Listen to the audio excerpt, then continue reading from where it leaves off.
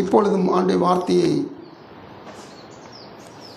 உயிர்த்த ஆண்டவர் இயேசுவை மகிமைப்படுத்தும்படியாக எப்போவுமே நம்ம உயிர்ப்பின் பண்டிகை நாளிலே உயிர்த்த வசனத்தை குறித்து நாம் தியானிப்பது வழக்கம். இந்த நாள் நமக்கு கொடுத்த ஒரு வாக்கு, அந்த வாக்கை கர்த்தர் உயிர்ப்பின் நாளோடு சேர்ந்து இணைத்து நமக்கு தியானிக்க உதவி செய்கிறவராக இருக்கிறார். எல்லாரும் எடுத்துக்கொள்வோம். நீதிமொழிகள் 21:21 781 பக்கம். நீதிமொழிகள் 21:21 சேர்ந்து ஒருமித்து வாசிக்க போகிறோம். நீதிமொழிகள் 21:21 நீதியையும் தயையையும் பின்பற்றுகிறவன் ஜீவனையும் நீதியையும் மகிமையையும் கண்டடைவான். ஆமென். அன்பின் ஆண்டவரே, நீ நல்லவர். அன்பின் ஆண்டவரை ஸ்தோத்திரிக்கிறோம். பரமபிதாவை இயேசு கிறிஸ்து நாமத்தில் பரிசுத்த ஆவியான உதவியோடு பாதபடிக்கு வருகிறோம். இந்த நாளிலும் தெய்வம் எங்களோடு இடைபட வேண்டும். உயிர்த்த இரட்சகரை கொண்டாடி கொண்டிருக்கிற இந்த வேளையிலே உயிர்ப்பின் வார்த்தையும் வாக்குகளும் வாக்கு தத்தங்களும் எங்கள் வாழ்விலே சுதந்திரிக்கத்தக்கதாக கர்த்தருடைய ஆவியான பேசும் இடைபடும். இந்த காலையில் கூடி வந்த நாங்கள் எந்த விதத்தில் வார்த்தை கேட்கிற பொழுது அசம்பந்தத்தினால் வார்த்தை விட்டு விடாதபடிக்கு ஆண்டவரே, வார்த்தை கேட்கிற பிள்ளைகளையும் வார்த்தையில் அடிமை பலப்படுத்தும், பயன்படுத்தும். எல்லா விதத்திலும் நன்மை செய்கிற இப்படி வார்த்தை எங்கள் செவியில் கேட்டு எங்கள் இதயத்தில் பதிந்து கை கொண்டு ஆசீர்வாதத்தோடு வாழ உதவி நித்தியத்தில் வந்து சேர தகுதிப்படுத்தும். இரட்சகர் மீட்பர் இயேசு கிறிஸ்துவோடு ஜெபங்களும் நல்ல பிதாவே, ஆமென். ஹல்லேலூயா. ஒருவர் சத்தமாக வாசிக்கலாம்.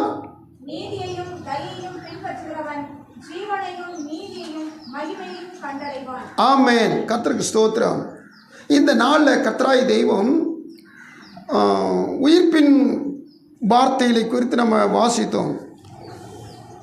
அந்த வார்த்தையினுடைய இன்னும் அதனுடைய சம்பந்தப்பட்டதாகவும் நமக்கு ஒரு வாக்கு தத்துவமாகவும் கர்த்தர் இப்போ வாசித்த வார்த்தை கொடுத்துருக்கிறார். அதில் என்ன நம்ம கண்டுபிடிக்கிறோம், என்ன நம்ம சுதந்திரிக்க போகிறோம்னு சொல்லி கேட்டிங்கன்னா, இந்த வார்த்தையில் ஒவ்வொரு பகுதியாக நம்ம தியானிக்கிற பொழுது நான் இந்த வார்த்தையில் ரெண்டு வார்த்தையை உங்களுக்கு எடுத்து சொல்கிறேன். 21 வசனத்தில் நீதியை பின்பற்றுகிறவன் நீதியை கண்டடைவான். அல்லேலூயா. பாஸ்ட் பகுதி வார்த்தை விட்டுட்டாரு, பகுதி எங்கே போச்சுன்னு சொல்லி தேடாதீங்க. அதாவது நம்ம ஒவ்வொரு சொல்லாக தியானிச்சுட்டு வர்றோம். அப்படி தியானிக்கிற பொழுது இந்த நாளில் தியானிக்கிற வார்த்தை நீதியை பின்பற்றுகிறவன் நீதியை கண்டடைவான். 2 பின்பற்றினா 3 கண்டடையலாம். அல்லேலூயா. சொல்லுங்க. அதாவது நீதியின் தயையும் பின்பற்றினா ஜீவன் நீதி மகிமை கண்டடையலாம். இதுதான் ப்ராமிஸ். ஆனால் இந்த நாளில் அதாவது இன்னைக்கு நம்ம தியானிக்கிற வார்த்தை சொல்லுது, நீதியை யார் பின்பற்றுறாங்களோ அவங்க என்ன செய்வாங்களா, நீதியை கண்டடைவார்கள். கர்த்தருக்கு ஸ்தோத்திரம். நம்ம வாசித்த பெரிய வேத பகுதியில் மகதலேனா மரியாள் அப்படின்னு சொல்லப்பட ஒரு ஸ்திரீ குறித்து வாசிக்கிறோம். இந்த மரியாள் ஏறத்தாழ 5 மரியாளுக்கு மேலே வேதத்தில் இருக்கிறாங்கன்னு சொல்கிறாங்க. இருக்குது. இந்த எல்லா மரியாளிலும், அதாவது இயேசுநாரை பெற்ற தாயாராகிய மரியாளிலும் யாரும் மேன்மைப்படுத்தி பேச வேண்டிய அவசியம் இல்லை. ஆனால் இந்த அம்மாவுக்கு ஒரு ஸ்பெஷல் உண்டு. உங்களை யாரும் சொல்ல முடியுமா? சொல்லுங்க. முதல்ல உயிர்த்தெழுந்த ஆண்டவர் இயேசுவை, மகிமை அடைந்த ஆண்டவர் இயேசுவை தரிசித்தவள். அடுத்து இவதான் சீசர்களுக்கே அறிவித்தாள். அல்லேலூயா. நீங்கள் வசன வாசிப்பு கவனிச்சிருந்தீங்கன்னா நல்லா தெரியும்.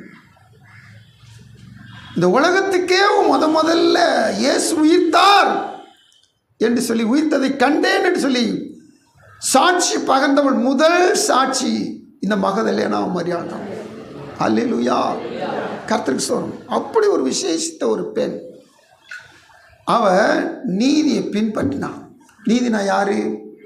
இயேசு. ஏன்னா 1 கொரிந்தியர் 1:31 அடுத்து எரேமியா தீர்க்கதரிசி புஸ்தகம் 23:5 வாசிக்கிறோம். என்ன?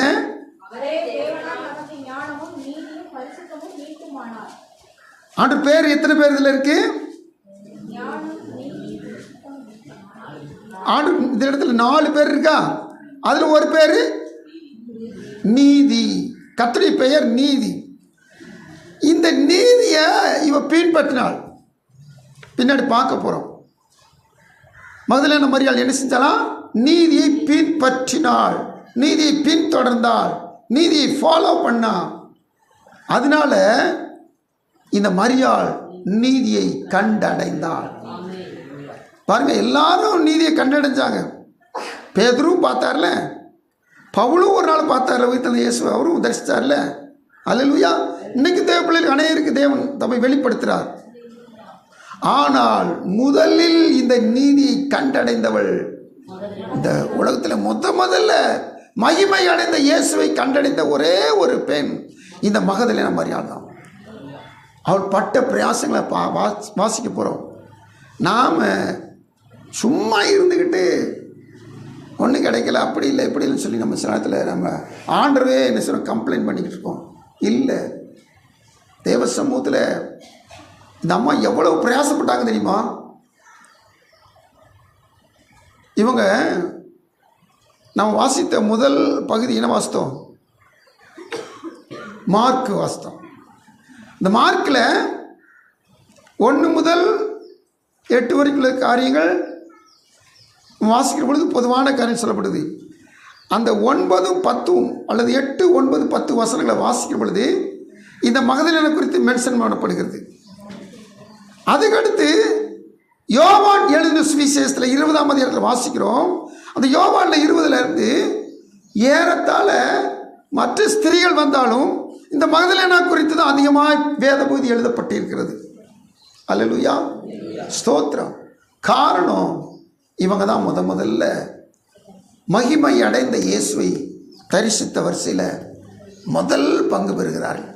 கர்த்தருக்கு எல்லாரும் வர்றாங்க, எல்லாரும் ஜெபம் பண்ணுறாங்க, எல்லாரும் ஆவியில் நிறைகிறாங்க, எல்லாரும் வேதத்தை வாசிக்கிறாங்க, எல்லாரும் வேதத்தை கேட்குறாங்க, எல்லாரும் பிரசத்தை கேட்குறாங்க, எல்லாரும் காணிக்கை படைக்கிறாங்க. ஆனால் ஒருவர் மாத்திரம் அந்த ஆண்டவரை உறுதியாக பிடித்து படுகிறார்கள்.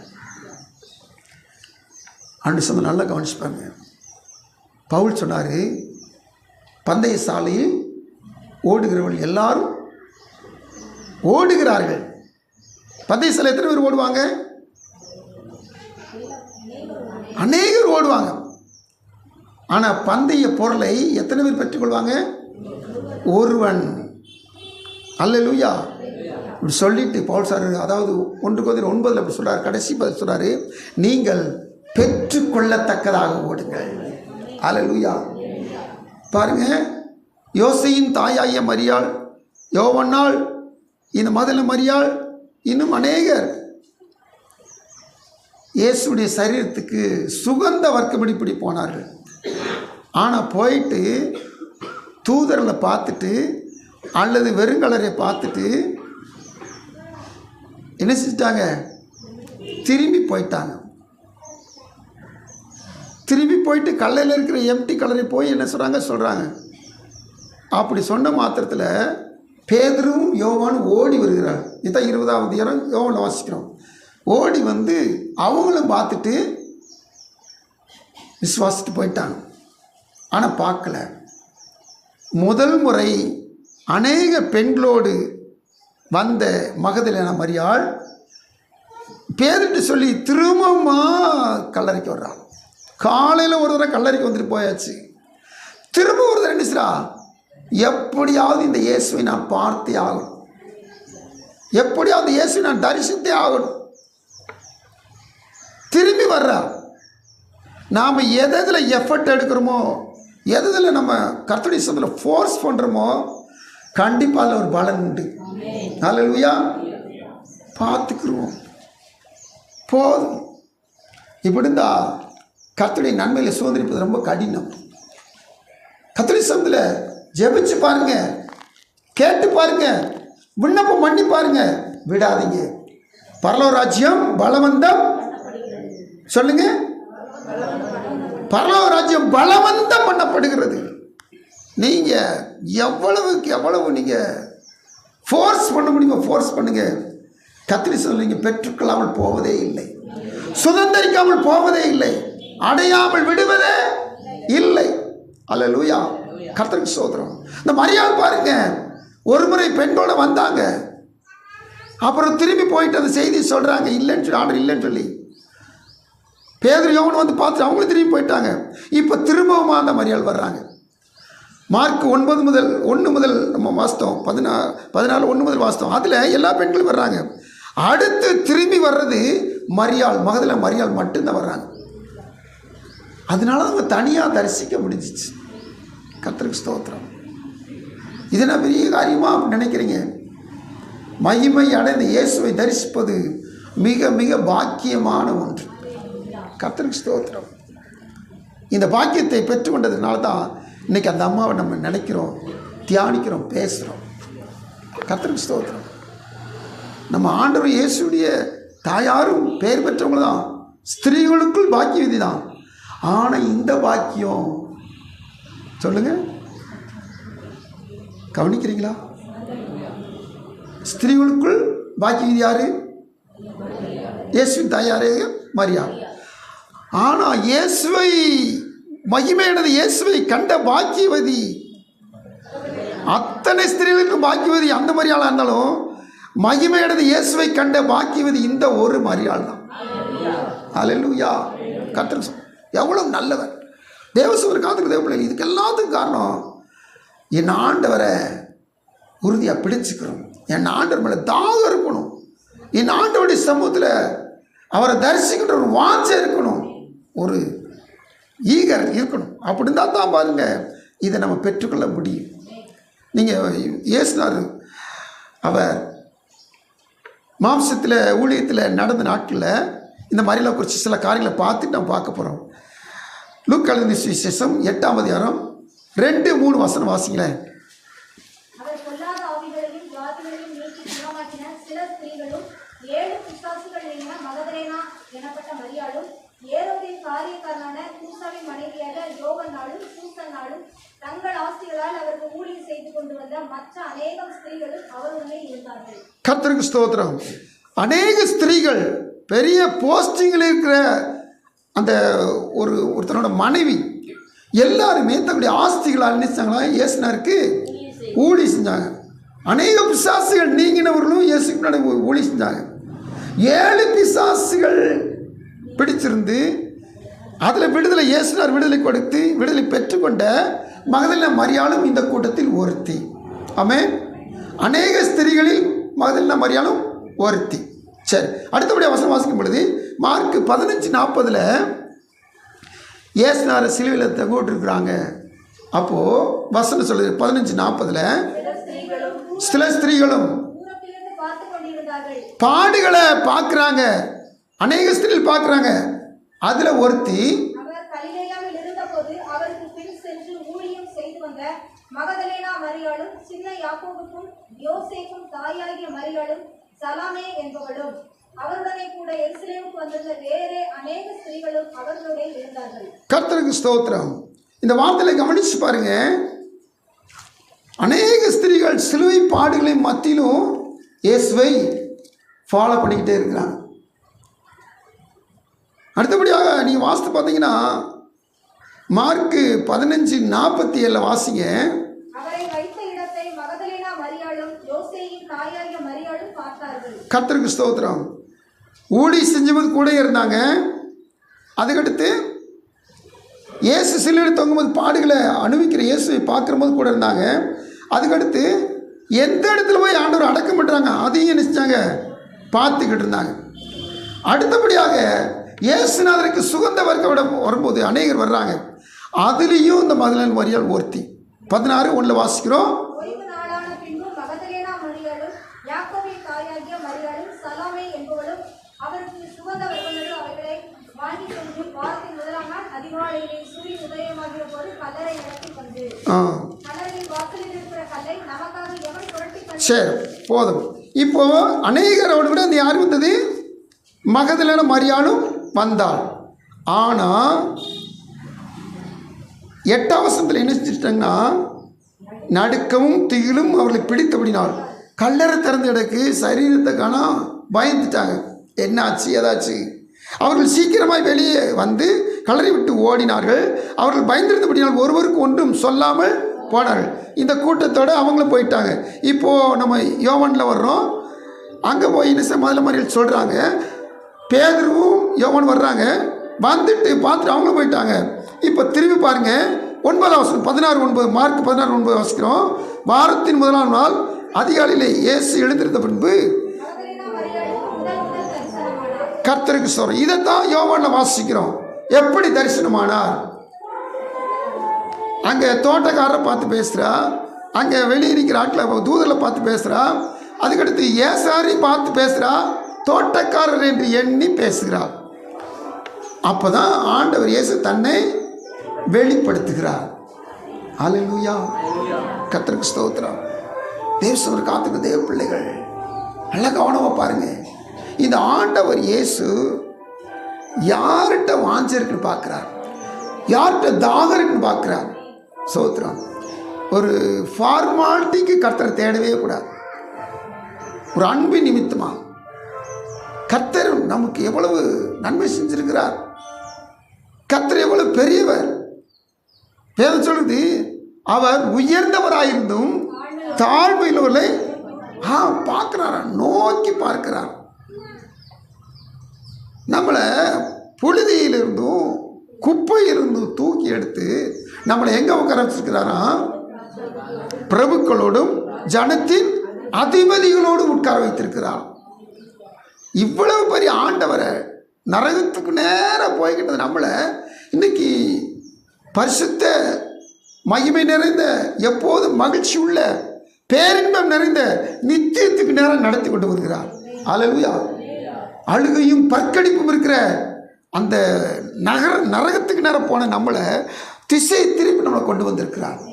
அல்லேலூயா. இந்த தேவனை எவ்வளவு நம்ம வாஞ்சியா ஆர்வமாக பாசமாக தேடணும். அல்லேலூயா, கர்த்தருக்கு ஸ்தோத்திரம். உங்கள் மேலே ஒரு கம்ப்ளைண்ட் சொல்கிறேன் கேளுங்க. அதாவது தேவசமத்தில் நடுராத்திரியில் ஆராதனை வச்சாலும் பாரம்பரியக்காரர்கள் என்ன செய்கிறாங்க தெரியுமா? நம்ம சிஎஸ்சி ஆர்சின்னு சொன்னால் ரொம்ப லேசாக பேசுகிறோம். நீங்கள் பாருங்கள், அங்கங்கே இருக்க ஆர்சி கோயிலில் பாருங்கள், நடுராத்திரி ஆராதனை வச்சுப்பாங்க. அந்த ஆராதனை நீங்கள் அந்த பக்கம் போகுங்க, ஆலயம் ஃபுல்லாக நிரம்பியிருப்பாங்க. நாங்கள் ஞாயிற்றுக்கிழமை இங்கேருந்து காலைல 7:30 மணிக்கு ஆராதனைக்கு சிலைப்பட்டி போகும்போது அந்த சவரியார்பத்தில் ஆராதனைக்கு பாருங்கள், 7:30 மணி நாங்கள் போய்கிட்டு இருக்கும்போது வாசப்படியிலும் ஆட்கள் நிற்பாங்க. சவரியார்புரம் அந்த ஆர்சி கோயிலில்.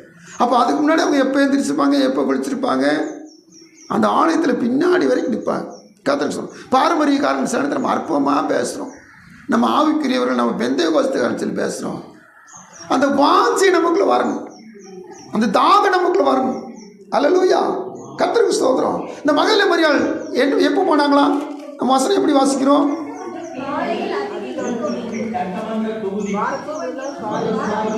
அதிகாலையிலே தேவ சமூகத்தில் இந்த மகள் அதிகாலையில் எதிர்த்து சொல்ற.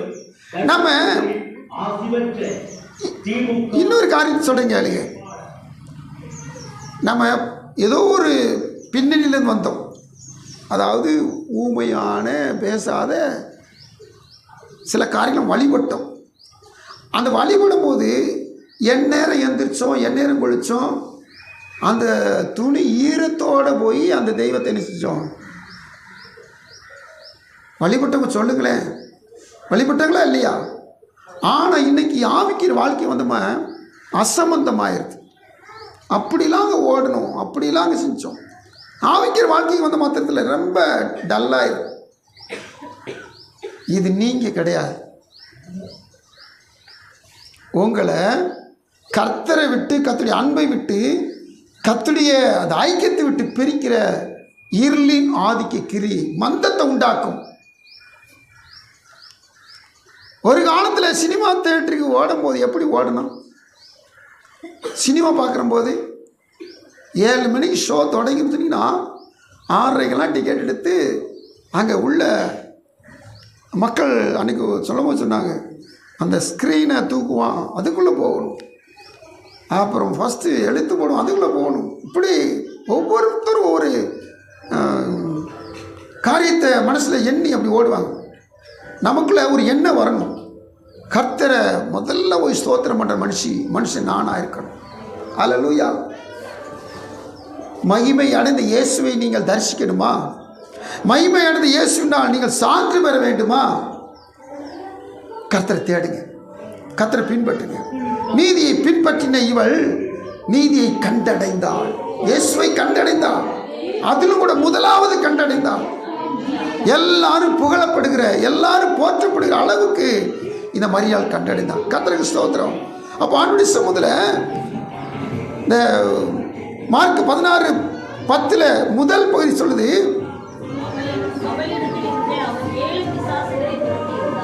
கவனிக்கிறீங்களா? இது ஒரு முக்கியமான ஒரு காரணம். எப்படின்னா அந்த 16:10 முதல் பகுதி 7 பிசாசுகளை இன்னொரு தடவை ஒரு இடத்துல வாசித்தோம். என்ன வாசித்தோம்? அநேக பிசாசுகள் பிடித்திருந்தவர்களும் மகதலேனா மரியாளும் அப்படி வாசித்தோம். அப்போ ஏற்கனவே அநேக பிசாசுகள் பிடித்த பெண்களை என்ன ஆண்டவர் விடுவிச்சிருக்கிறார், மகதலேனா மரியாளை விடுவிச்சிருக்கிறார். ஆனால் அவங்க இவ்வளோ வாஞ்சியா இருந்துச்சா? இல்லை. அவங்களுக்குள்ளே பிசாசு இருந்துச்சு, விடுதலை பெற்றுக்கொண்டாங்க. இந்த மரியாளுக்கு பிசாசு விடுதலை பெற்றுக்கொண்டாங்க. ஆனால் இந்த மகதலேனா மரியாள் பிசாசு நீங்கின பின் இயேசுவுக்கு முதலிடம் கொடுத்தார். அல்லேலூயா. இயேசுவுக்கு நீங்கள் ஃபர்ஸ்ட் ப்ரிஃபரன்ஸ் கொடுங்க. பாஸ்ட் எப்போ பார்த்தாலும் இந்த ஆராதனைக்கு வரதே பேசுகிறார். நீங்கள் வேதம் சொல்லுது, சகலமும் நல் ஒழுக்கமும் கிரமமாய் செய்யப்படக்கூடாது. ஒவ்வொரு வார்த்தையாக கீழ்ப்படிவோம், ஒவ்வொரு வார்த்தைக்காக செவி கொடுப்போம். நிச்சயமாக கர்த்தர் எல்லாவற்றும் நம்ம நன்மையாக நிரப்ப உள்ளவராக இருக்கிறார். அல்லேலூயா. நான் ஏற்கனவே சொல்லியிருக்கேன், இந்த ஆவிக்குரிய கனிகள் 9 என்பது ஏதாவது ஒரு கனியை நீங்கள் பிடிச்சிட்டிங்கன்னா மற்ற அனைத்து கனி நம்முடைய வாழ்க்கையில் தன்னை போல நிறைஞ்சிரும், தேடி வந்துடும். அன்பை நீங்கள் பிடிச்சிட்டீங்க, 9 கனி உங்கள்கிட்ட இருக்கும். ஏதாவது ஒரு வசனத்துக்கு நீங்கள் கீழ்ப்படுத்தீங்க, அனைத்து ஆசிரமங்கள் வாழ்க்கையில் வந்துடும். அல்லேலூயா. நான் திரும்பி சொல்கிறேன், பாரம்பரிய சபைக்காரங்க அல்லது உலக வழிபாடு செய்கிறவங்க இவங்கெல்லாம் எல்லாவற்றிலும் கரெக்டாக இருக்கிறாங்க. நீங்கள் ஆவிக்கிற வாழ்க்கை வாழுகிற நம்ம தான் இல்லீகலாக இருக்கிறோம், ஒழுங்கீனமாக இருக்கிறோம், புறமாக இருக்கிறோம். வேண்டாம், இதை மாற்றிக்கிறணும். ஏன்னு சொல்லி கேட்டிங்கன்னா, இன்றைக்கி நம்ம வாசிக்கிற வசனம் சொல்லுது, 7 பிசாசுகள் நீங்கின இந்த மகதலேனா மரியாள். ஆண்டவர் 7 பிசாசை இவளை விட்டு துரத்தினபடினால இவன் இயேசு உறுதியப்படுத்திக்கிட்டா. இப்போ இன்னொரு சம்பவத்தை சொன்னா தான் உங்களுக்கு ரொம்ப நல்லா விளைக்கிறோம். மத்தேயு 12ஆம் அதிகாரத்தில் 43, 44, 45 வசனத்தில் ஆண்டவர் ஒரு காரியம் சொல்லுகிறார். யார் சத்தமாக வாசிக்க முடியும்?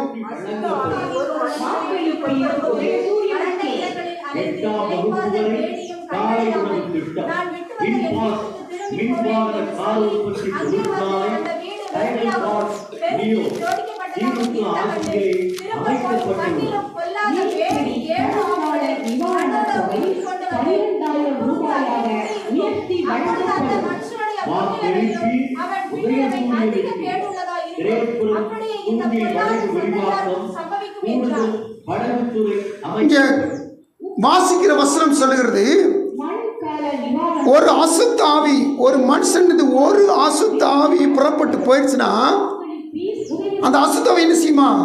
அது இளைப்பாறுதல் தேடி அலைந்து கொண்டே இருக்குமா. இளைப்பாறுதல் தேடி அலைஞ்சிட்டு கிடைக்காட்டா அது இருந்த அந்த கூடாரத்துக்கு திரும்ப அந்த மனுஷன்கிட்ட வரும். இந்த மனுஷன்கிட்ட அந்த அசுத்தாய் போனதுனால அந்த மனுஷன் என்ன செய்வான்? அதை சுத்தமாக வச்சிருப்பான். இப்போ என்ன செய்வான்? இந்த அசுத்தாவி திரும்பி அதில் புகுறாது, இலைப்பாறு இல்லையில திரும்பி அதுக்குள்ளே புகுந்து உட்காராது. இது என்ன செய்யுமா? திரும்பி போய் தண்ணிலும் வேறு பொல்லாத 7 ஆவிகள் நினைச்சுமா கூட்டிட்டு வருமா. நல்லா கவனிங்க. ஒரு ஆவி போனால் அப்பா அப்படி நிம்மதியாக இருந்தோம்னா, நிம்மதியாக இருக்கிற பார்த்துட்டு இந்த அசுத்தாவி நினைச்சுமா வெளியே போய் 7 பொல்லாத ஆவிகளை கூப்பிட்டுட்டு வந்து உள்ளே போந்துமா. அப்போ அந்த மனுஷனுடைய நிலைமை எப்படி இருக்குமா? முன்னிலுமே ஒரு ஆவி இருக்கும்போது அவன் ரொம்ப அலக்கழிக்கப்பட்டான். இப்போ 7 பொல்லாத ஆவியில் வந்த மாத்திரத்தில் அவனுடைய பின்னிலைமை ரொம்ப மோசமாக இருக்கும். இப்போ நல்லா கவனிச்சு பாருங்க.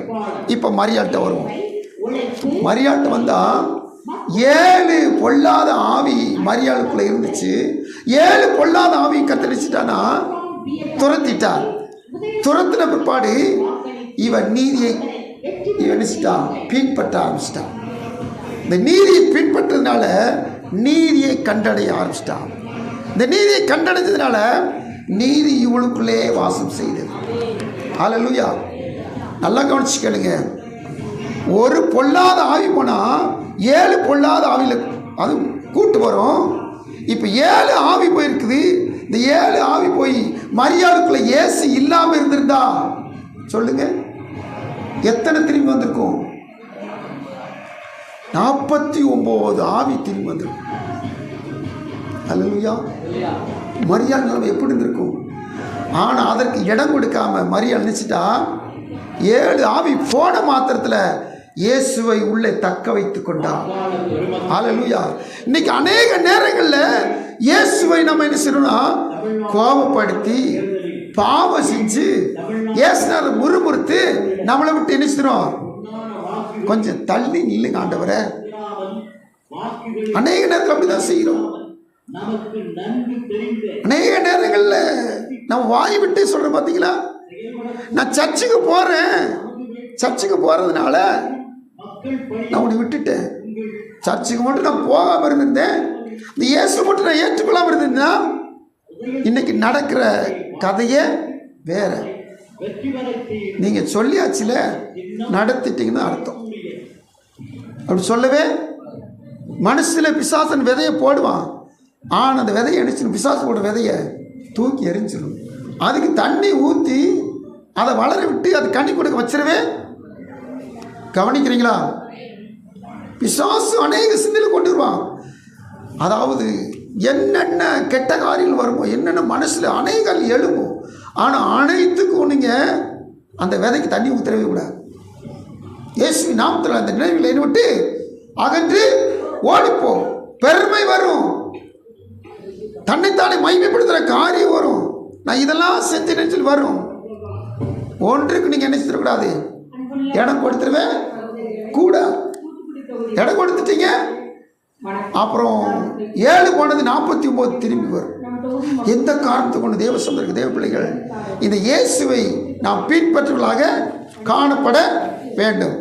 தொடர்ந்து ஆண்டுடைய வார்த்தையில் வாசிக்கிற பொழுது ஆண்டுடைய சமூகத்தில் இருக்கிற ஆண்டுடைய பிள்ளைகள் நாம் செய்ய வேண்டிய காரியம் எல்லாரும் சொல்லுவாங்க,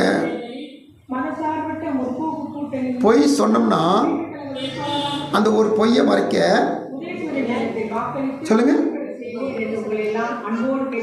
100 7 தெரியாது, அல்லது 2 3 5 தெரியாது.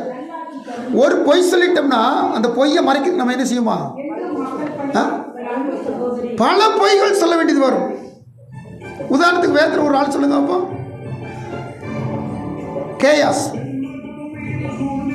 கேயாஸுக்கு இருதயத்தில் என்ன வந்துருச்சு, பண ஆசை வந்துருச்சு. அப்போது எப்படியாவது பணத்தை வாங்கணும். எலிசா வேணான்ட்டார். உன் பணம் வேண்டாம், நீ வேண்டாம், நீ சுகமானது போதும், நீ போய்க்கோ, சாட்சியா வாடு, அது மட்டும் போதுன்ட்டார். இப்போது நாகமான் போயிட்டான், குஷ்டம் நீங்கி போயிட்டான். கேயாஸ் பின்னாடி ஓடுறான். ஓடிட்டு அங்கே ஒரு பொய் சொல்கிறான். இந்த மாதிரி தீர்க்கதரிசி புத்திரர்கள் வந்திருக்காங்க, அவங்களுக்கு வஸ்திரம் வேணும், வெள்ளி வேணும், கொடுக்கணும். ஒவ்வொன்றா போய் அடிக்கிட்டே போகிறான். வாங்கிட்டு வந்துட்டான், வீட்டில் ஒழிச்சு வச்சுட்டு இப்போது குருகிட்ட வந்து நிற்கிறான். குரு கேட்குறாரு, எங்கேப்பா போனேன்? அப்போ ஒரு பொய் சொல்கிறான். என்ன சொல்கிறான்? எங்கேயும் போகலை, எங்கேயுமே போகலை, பச்சை பொய் சொல்கிறான். நாங்கள் மட்டும் போய் பொய் சொன்னான், இங்கே வந்து ஒரு பொய் சொல்கிறான். நல்லா கவனிங்க, ஒரு பொய் என்னைக்கு தனிமையாக செயல்படவே செய்யாது. அது துணைக்கு பொய்கள் என்ன செய்யணும், கூட்டிட்டு வரும். இதான் ஒரு பொல்லாதார். தேவ பிள்ளை தான், தேவ ஜனந்தான். நம்மளை அறியாமையே நம்ம வாயை பிசாசு பயன்படுத்துவோம். அன்பாக பழக இது எப்படி நம்ம கண்ட்ரோல் பண்ண சொல்லுங்க? மட்டும் வருபவர் அல்ல, நமது வேட்பாளர் எப்படி தான் கண்ட்ரோல் பண்ண சொல்லுங்க?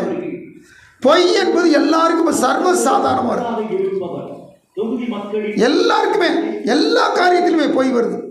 அரசு நம்முடைய வாழ்வில் வருகிற அநேக ஆஸ்வாத வாய்க்கால்களை தடுத்து நிறுத்துவது தேவனுக்கு பிடிக்காத பொய்யின் காரியங்கள் தான். திமுக வெற்றி வேட்பாளர் ஒரு நாள்ல கீதா ஜீவன் இதை சாப்பிடாதன்னு சொன்னதை சாப்பிட்டதுனால மீறுதல் பண்ணாங்க. சின்னத்திலே வாக்களித்து அவரை வெற்றி பெறச் செய்யுங்கள். ஆண்டவர் வந்து கேட்டா டைரக்டா சொல்ல வேண்டியதானே? தப்பு செஞ்சுட்டு ஆண்டவரே, சாப்பிட்டுட்டு ஆண்டவரே, மீறிட்டு ஆண்டவர் சொல்ல வேண்டியதானே? ஆதாம்கிட்ட கேட்ட ஆதாம் என்ன சொன்னார்? ஆமாம், நீங்கள் எனக்கு துணைன்னு கொடுத்தீங்கல்ல, அவன் தான் பழி போட்டான் போ. அவன்கிட்ட கேட்ட அவன் என்ன சொன்னா? ஒரு பாம்பு வந்துச்சு, பேசிச்சு, சாப்பிட சொல்லிச்சு, சாப்பிட்டேன். அடுத்து சர்ப்பத்தில் போய் ஆண்டவரெல்லாம் கேட்கல, விவரம்லாம் கேட்கல. ஏன்னா அவருக்கு நல்லா தெரியும். துருவா போய் என்ன சாபம் போட்டார். நல்லா கவனிச்சு கேளுங்க. எந்த காரணத்தை கொண்டும் இயேசுவை ஏற்றுக்கொண்ட தேவ பிள்ளைகள், இயேசுவை பின்பற்றுகிற தேவ பிள்ளைகள், நீதியை பின்பற்றுகிற தேவ பிள்ளைகள், நீதிக்கு புறமான அநீதியான பொய்யின் காரியங்கள் எதுவும் நம்முடைய வாழ்வில் அனுமதிக்கவே கூடாது. ஹல்லேலூயா, ஹல்லேலூயா. கர்த்தருக்கு ஸ்தோத்திரம். தேவனுடைய சமூகத்தில் ஆண்டவருடைய பிள்ளைகள் ஒரு வசனத்தை வாசிக்க போகிறோம். மத்தேயு 5:37, யாக்கோப்பு 5:12.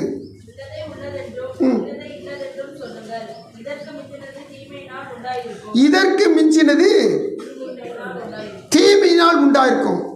யாக்கோப்பு 5:12 வானத்தின் பேரிலாவது பூமியின் பேரிலாவது வேறெந்த ஆணையிலாவது சத்தியம் பண்ணாதிருங்கள். நீங்கள் ஆசிரியக்குள்ளாக தீர்க்கப்படாதபடிக்கு உள்ளது உள்ளதென்றும் இல்லது இல்லதென்றும் சொல்ல கடவீர்கள். நீங்கள் ஆக்கினைக்குள்ளாக தீர்க்கப்படாதபடிக்கு சொல்லுங்க. அதுக்கடுத்து உள்ளதை உள்ளது என்றும். இங்க பாருங்க, தலைக்கு கத்தி வந்தாலும் சரி, கழுத்துக்கு கத்தி வந்தாலும் சரி, என்ன செய்யணுமா? உள்ளது உள்ளதான், அவ்வளோதான். அது மட்டும் தான் சொல்லணும். இல்லாது இல்லாதான். மாற்றி மாற்றி பேசவே கூடாது. அங்கே என்ன செஞ்சு கடைசி வசனம் என்ன சொல்லுச்சு? அதாவது மத்தேயிலே கடைசி பகுதி என்ன சொல்லுச்சு? நம்ம வாசித்தோம், தீமையினால் உண்டாயிருக்கும். இங்கே என்ன சொல்லுது? ஆக்கினைக்குள்ளாக தீர்க்கப்படாதபடிக்கு. இங்கே ஒரு எச்சரிப்பு கொடுக்கப்படுது. இந்த 2 வருஷத்துக்கு எச்சரிப்பு 2 சேர்த்து பாருங்க. தீமை வரும், ஆக்கினை வரும். இந்த 2 தான் பொய் சொன்ன அனனியா சப்பீராள் வாழ்வில் நடந்துச்சு. அப்போஸ்தலர் 5 நம்ம எல்லாருக்கும் அடிக்கடி வாசிக்கிறோம் சொன்னோம். எல்லாருக்கும் நல்லா தெரியும், வேதம் வாசிக்க நல்லா தெரியும். இந்த அனனியா சப்பீரா இவங்க 2 பேருமே கர்த்தருக்கு கொடுத்தாங்க, ஒளிச்சு வச்சுட்டு கொடுத்தாங்க. கேட்டா ஆமா இப்படித்தான் சொல்லி போய் சொன்னாங்க. பேதர் பார்த்தாரு, நீ தேவடி ஆவியானத்தில் போய் சொல்றது என்ன சொன்ன மாத்திரத்தில் உடனே ஜீவன் போயிட்டு. மனைவி வந்தாங்க, கணவன் செத்து தெரியாம அவங்களும் வந்துட்டு நிற்கிறாங்க.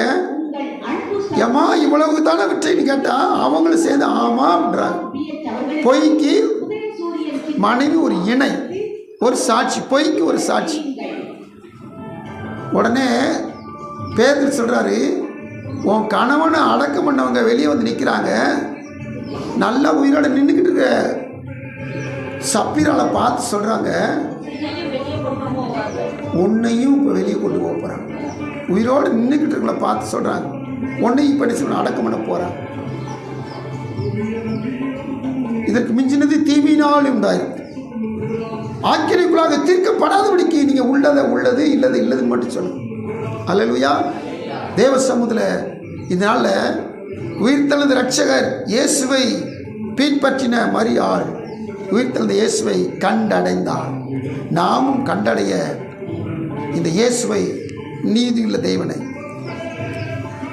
நாம் நீதிபடி பின்பற்றுவோம். இந்த நீதியை கண்டடைவோம். ஆண்டு சமுதிர எல்லாரும் கண்கள் செபித்து பரிசுத்த பந்திக்கு நம்ம ஆயத்தமாகும். அன்பின் ஆண்டவரே கோடி ஸ்தோத்திரப்பா. மைமின் ராஜாவே, நீங்கள் கொடுத்த செயல் வீரர்களை வாக்காளர் பெருமக்கள் உயிர்ப்பின் பண்டிகையின் காலை பொழுதிலே நெருங்கிவிட்டது கர்த்தரை ஸ்தோத்திரிக்கவும் கர்த்தரை கனமனவும் கர்த்தரை வார்த்தை தியானிக்க உதவிக்காக ஸ்தோத்திரம். தேர்தலில் தொடர்ந்து தேவ சமூகத்தில் சட்டமன்ற தொகுதி எங்கள் தேவனாய் கர்த்தர் சார்பற்ற முற்போக்கு கூட்டணி கட்சிகளின் எங்களோடு ஏற்பட்ட வார்த்தைக்கு நன்றி செலுத்துகிறோம். கழக தலைவர் இசப்பா தளபதி அவர்களின் எங்களோடு இருங்க, எங்களை வழிநடத்தி திமுக வெற்றி உயிர்த்த இயேசுவை குறித்து நாங்கள் தியானிக்கிற பொழுது ஜீவன் அவர்கள் மகிமையிலே உயிர்த்தந்த உம்மை கண்டடைந்த மரியாதை குறித்து அதிகமாக தியானித்தோம். அவர்களின் மரியாள் போல நாங்களும் தேடி சூரியன் சின்னத்தை ஒரு முறை தேடி கண்டடையாவிட்டால் கூட இரண்டாவது முறை பிரயாசப்பட்டு தேடி கண்டாலே நீங்கள் வெளிப்படுத்தினீங்களே, நாங்களும் பிரயாசப்பட்டு தேவனுடைய நன்மையை தேவனுடைய ஆசீர்வாதத்தை கண்டடைய உதவி செய்ய ஜெபிக்கிறோம். மீதியானவர்களின் காலங்களில் கத்தற்படுத்துகிறோம். ரட்சகர் மீட்பர் இயேசு கிறிஸ்துவினால் விடுகிறோம். அன்று இப்போது வந்த பிள்ளை ஆசிரியர் சந்தோஷமானதை நிரப்புங்க, பரிசுத்த பந்திக்கு எங்களை தகுதிப்படுத்துங்க. ஆண்டவர் இயேசுவின் மூலம் விடுகிறோம் நல்ல பிதாவே, ஆமென். ஆமென்.